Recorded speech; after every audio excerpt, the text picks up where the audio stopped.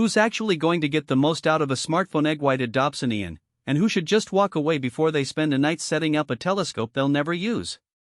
If you're on the fence about whether a 12-inch reflector with a built-in phone app is worth the price tag for casual backyard stargazing, you're not alone. Link is in the description if you want to check the product details on Amazon. Let's walk through the kind of night you'd have with this kit, the hidden trade-offs that only show up after you pull it out of the box, and whether the promise of instant targets actually translates to more enjoyable evenings under the stars. First off, the biggest hesitation most people have is the learning curve. Traditional Dobsonians are praised for their simplicity, just point and look, but they also demand a certain amount of manual alignment and a steady hand.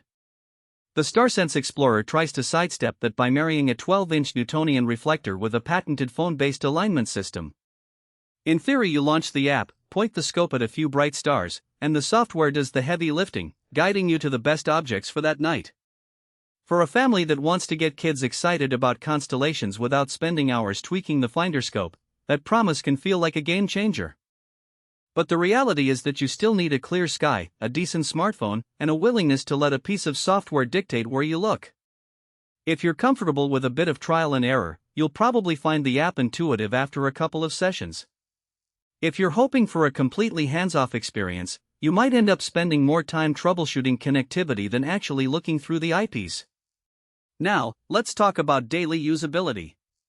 The telescope arrives in a fairly compact Dobsonian base, and the 12-inch primary mirror gives you that classic, deep space capability that smaller refractors can't match.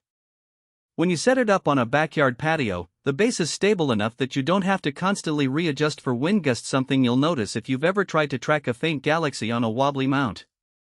The real differentiator, though, is the Tonight's Best Targets feature.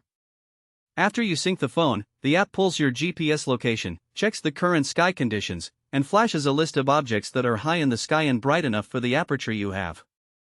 In practice, this means a 30-minute setup lands you staring at the Andromeda Galaxy or the Ring Nebula without digging through star charts. For someone who just wants a quick, rewarding glimpse of deep sky wonders, that's a huge win. But there are practical weaknesses to keep in mind. The phone-centric approach ties the whole experience to the battery life and processing speed of your device. Users have reported that older smartphones can lag when the app tries to process the alignment data, leading to a few frustrating seconds of searching. It's not a deal breaker, but it does mean you might want to charge your phone fully or even keep a power bank handy for longer sessions. Another subtle trade-off is the weight distribution. The 12-inch mirror adds heft, and while the Dobsonian base is sturdy, moving the whole thing up a hill or onto a rooftop deck can become a two-person job. If you live in a cramped apartment with a balcony that can only accommodate a lightweight 6-inch scope, the StarSense Explorer might feel over-engineered for the space you have. Who should buy it? If you're a novice astronomer who wants a big aperture feel without the steep learning curve of an equatorial mount, this is probably the most accessible entry point on the market right now. Families with kids, weekend hobbyists who only pull the scope out a few times a month, and anyone who likes the idea of a tech-enhanced stargazing session will get the most bang for their buck. The warranty and support that Celestron promises are also reassuring if you're nervous about mirrors needing recollimation or the electronics glitching. On the other side, who should skip it? If you already own a seasoned Dobsonian or a go-to mount and are comfortable with manual star hopping, you'll likely find the phone integration redundant. Serious astrophotographers who need precise tracking for long exposures will also be disappointed. The smooth tracking offered is geared toward visual observation, not the sub-arcsecond accuracy needed for imaging.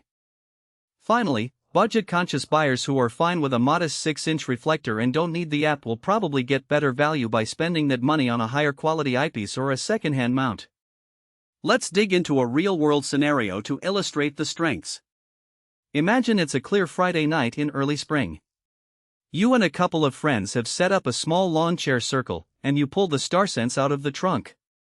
After a quick assembly, unfold the Dobsonian base, mount the tube, attach the smartphone, you fire up the app. The software points you at 3 bright stars, you tap confirm, and within a minute it shows you that the Pleiades cluster and the Orion Nebula are both high and easy to see.